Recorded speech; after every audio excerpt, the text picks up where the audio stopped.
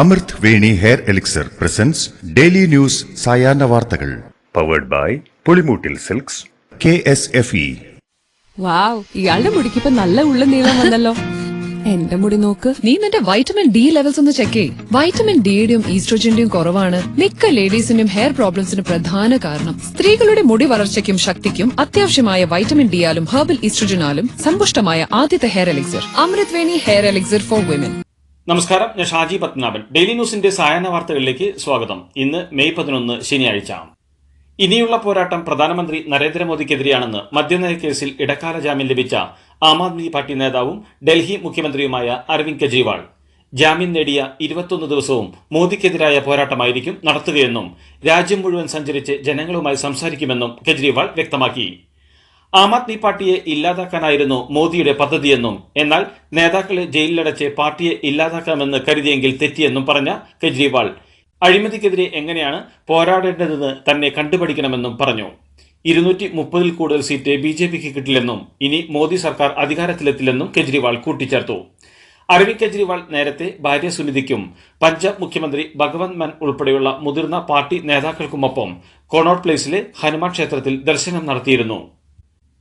ലോക്സഭാ തെരഞ്ഞെടുപ്പിൽ Congress party 50 seat പോലും നേടില്ലെന്നും 400 സീറ്റിലധികം NDA മുന്നണി നേടുമെന്നും പ്രധാനമന്ത്രി നരേന്ദ്രമോദി ഒഡീഷയിൽ തെരഞ്ഞെടുപ്പ് റാലിക്കിടെ പ്രസംഗിക്കുകയായിരുന്നു അദ്ദേഹം.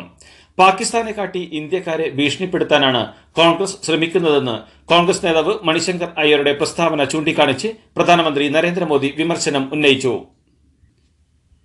വരും കാലത്ത് കോൺഗ്രസ് പാർട്ടി അതിന്റെ രാഷ്ട്രീയ രീതിയിൽ മാറ്റം വരുത്തേണ്ടതുണ്ടെന്നും മുൻകാലത്ത് കോൺഗ്രസ് പാർട്ടിയും വീഴ്ചകൾ വരുത്തിയിരുന്നുവെന്നും കോൺഗ്രസ് നേതാവ് രാഹുൽ ഗാന്ധി.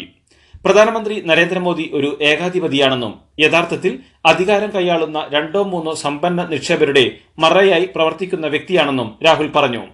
നരേന്ദ്രമോദി വീണ്ടും ഇന്ത്യയുടെ പ്രധാനമന്ത്രിയാകില്ലെന്നും ലോക്സഭാ തെരഞ്ഞെടുപ്പിൽ BJP 180 സീറ്റുകളിലധികം നേടില്ലെന്നും ആവർത്തിച്ച രാഹുൽ പ്രധാനമന്ത്രിയുമായുള്ള വാദപ്രതിവാദത്തിന് തയ്യാറാണെന്നും വ്യക്തമാക്കി. രാജ്യത്തെ എല്ലാ അഴിമതിക്കാരെയും കൂടെ കൂട്ടി അഴിമതിക്കെതിരായ പോരാട്ടം നടത്തുകയാണെന്ന് വീമ്പ് പറയുകയാണ് BJP എന്ന് ഡൽഹി മുഖ്യമന്ത്രി അരവിന്ദ് കെജ്രിവാൾ. ഒരു രാജ്യം ഒരു നേതാവ് എന്ന ഭാവമാണ് പ്രധാനമന്ത്രി നരേന്ദ്രമോദിക്കെന്നും ഒരുപാട് പേരെ ജയിലിലാക്കിയ മോദി ഇപ്പോൾ കേരള മുഖ്യമന്ത്രിയുടെ പിന്നാലെയാണെന്നും നരേന്ദ്രമോദി വീണ്ടും വിജയിച്ചാൽ പിണറായി വിജയൻ ഉൾപ്പെടെയുള്ള പ്രതിപക്ഷ നേതാക്കളെ ജയിലിൽ അടയ്ക്കുമെന്നും കെജ്രിവാൾ വ്യക്തമാക്കി. സംസ്ഥാനത്ത് ലോഡ് ഷെഡിംഗ് വേണ്ടിവരില്ലെന്ന് KSEB. പ്രാദേശിക തലത്തിൽ മേഖല തിരിച്ച് ഏർപ്പെടുത്തിയ നിയന്ത്രണം ഫലം കണ്ടെന്ന് മന്ത്രി K. കൃഷ്ണൻകുട്ടിയുടെ നേതൃത്വത്തിൽ ചേർന്ന ഉന്നതതല അവലോകന യോഗം വിലയിരുത്തി. വേനൽമഴ പെയ്തു തുടങ്ങിയതോടെ വൈദ്യുതി പ്രതിസന്ധിയും നിയന്ത്രണ വിധേയമായി. നിലവിലുള്ള മേഖലാ നിയന്ത്രണം വരും ദിവസങ്ങളിൽ ഘട്ടം ഘട്ടമായി ഒഴിവാക്കും. മുഖ്യമന്ത്രി പിണറായി വിജയൻ വിദേശയാത്ര പോയത് തന്നെ അറിയിക്കാതെയെന്ന് ഗവർണർ ആരിഫ് മുഹമ്മദ് ഖാൻ. ഈ വിവരം അറിയിച്ചതിന് മാധ്യമങ്ങൾക്ക് നന്ദിയെന്നും അദ്ദേഹം പറഞ്ഞു. മുമ്പ് നടത്തിയ വിദേശയാത്രകളെക്കുറിച്ചും മുഖ്യമന്ത്രി രാജ്ഭവനെ അറിയിച്ചിട്ടില്ല. സംസ്ഥാന സർക്കാർ രാജ്ഭവനെ ഇരുട്ടിൽ നിർത്തുന്ന നിലപാടാണ് സ്വീകരിക്കുന്നത്. ഇതേക്കുറിച്ച് രാഷ്ട്രപതിക്ക് കത്തയച്ച് അറിയിച്ചിരുന്നുവെന്നും അദ്ദേഹം പറഞ്ഞു. +1 സീറ്റ് പ്രതിസന്ധിയിൽ വിദ്യാഭ്യാസ മന്ത്രിക്കെതിരെ SKSSF. മലപ്പുറം വികാരത്തിന്റെ പേരിൽ വിഷയത്തെ വഴിതിരിച്ചുവിടാൻ നോക്കേണ്ടെന്നും പ്രശ്നം പരിഹരിച്ചില്ലെങ്കിൽ പ്രത്യക്ഷ സമരമെന്നും SKSSF വ്യക്തമാക്കി. +1 സീറ്റിന്റെ കാര്യത്തിൽ മലബാർ ജില്ലകളോട്, പ്രത്യേകിച്ച് മലപ്പുറത്തിനോട് സർക്കാർ അനീതി കാണിക്കുന്നുവെന്ന ആരോപണം ശക്തമാണ്. നിലവിലെ സ്ഥിതിയിൽ 27,130 കുട്ടികൾക്കാണ് മലപ്പുറത്ത് സീറ്റില്ലാതെ പുറത്തിരിക്കേണ്ടി വരുന്നതെന്നാണ് സൂചന. ഇതോടെ അധിക ബാച്ചുകൾ ആവശ്യപ്പെട്ട് വിവിധ സാമുദായിക സംഘടനകൾ സമരം ശക്തമാക്കിയേക്കും.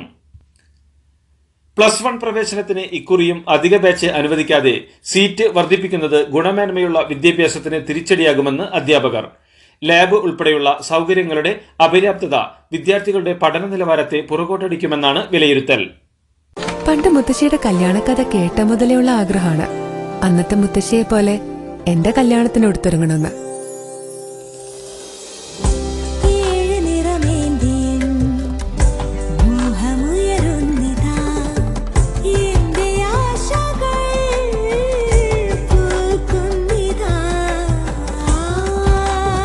ചില ബന്ധങ്ങൾ തുടർന്നുകൊണ്ടേയിരിക്കും. Celebrating 100 years of Pulimoottil silks. Lok Sabha തെരഞ്ഞെടുപ്പിൽ കോഴിക്കോട്ടെ UDF സ്ഥാനാർത്ഥി MK രാഘവനെതിരെ പ്രവർത്തിച്ചെന്ന ആരോപണത്തെ തുടർന്ന് KPCC അംഗം KV സുബ്രഹ്മണ്യനെ സസ്പെൻഡ് ചെയ്തു. എന്നാൽ തനിക്കെതിരായ നടപടി ഗൂഢാലോചനയാണെന്നും ചിലരുടെ താൽപര്യങ്ങൾക്ക് വഴങ്ങിയാണ് KPCC പ്രസിഡന്റിന്റെ തീരുമാനമെന്നും KV സുബ്രഹ്മണ്യൻ പറഞ്ഞു. പെരിയ ഇരട്ടക്കൊലക്കേസ് പ്രതിയുടെ മകന്റെ വിവാഹ ചടങ്ങിൽ പങ്കെടുത്ത കോൺഗ്രസ് നേതാക്കളെ ന്യായീകരിക്കാനില്ലെന്ന് രാജ്മോഹൻ ഉണ്ണിത്താൻ MP. രക്തസാക്ഷികളുടെ ആത്മാക്കളെ വേദനിപ്പിച്ചവർക്ക് മാപ്പില്ലെന്നും രക്തസാക്ഷികളെ മറന്ന് ഏതൊക്കെ കോൺഗ്രസ് നേതാക്കൾ ചടങ്ങിൽ പങ്കെടുത്തിട്ടുണ്ടോ അവരെത്ര ഉന്നതന്മാരായാലും അവരെ ശക്തമായി തള്ളിപ്പറയുന്നു. അവർ പാർട്ടി നടപടികൾ അർഹിക്കുന്നു.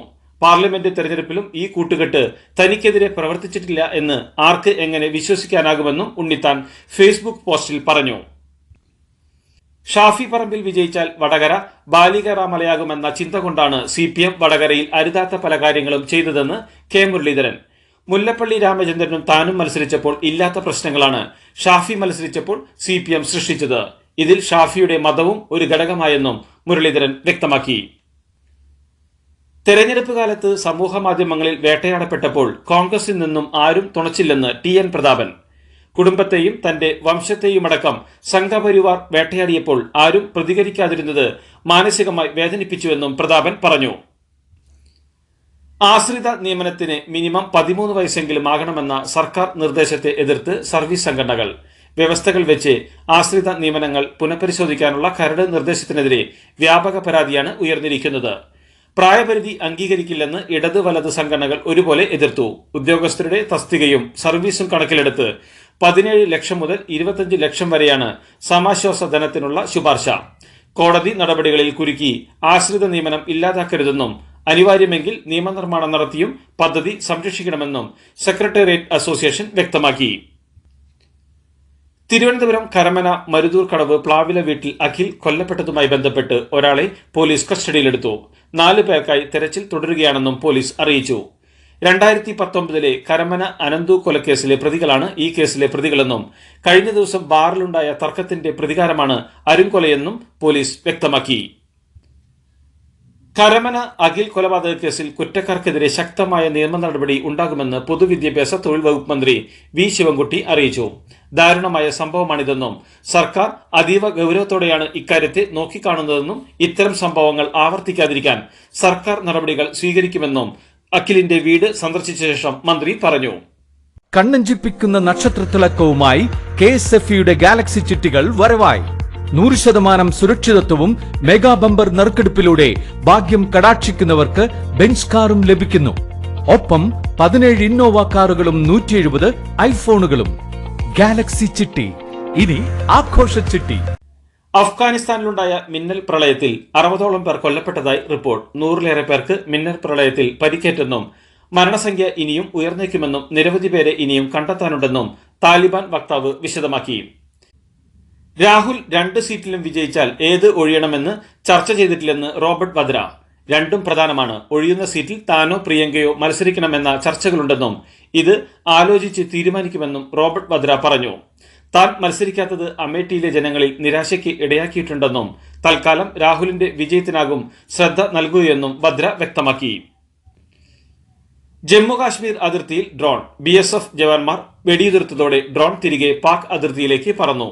ജമ്മുകാശ്മീരിലെ സാംബ ജില്ലയിലാണ് സംഭവം. 24 തവണ ഡ്രോണിന് നേരെ ഇന്ത്യൻ ജവാന്മാർ വെടി ഉതിർത്തതായാണ് വിവരം. ഇതിന് പിന്നാലെ രാംഗഡ് സെക്ടറിലെ നാരായൺപൂരിൽ സുരക്ഷാ സേനയുടെ നേതൃത്വത്തിൽ പരിശോധന തുടങ്ങി. അഴിമതി കേസിലെ പോലീസ് അന്വേഷണം തടഞ്ഞതിന് ഫിജിയിലെ മുൻ പ്രധാനമന്ത്രി ഫ്രാങ്ക് ബൈനിമാരാമയ്ക്ക് ജയിൽ ശിക്ഷ. പസഫിക് ദ്വീപ് രാജ്യങ്ങളിലെ ഏറ്റവും പ്രമുഖനും 70കാരനുമായ ഫ്രാങ്ക് ബൈനിമാരാമ 15 വർഷത്തിലധികമാണ് ഫിജിയെ നയിച്ചത്.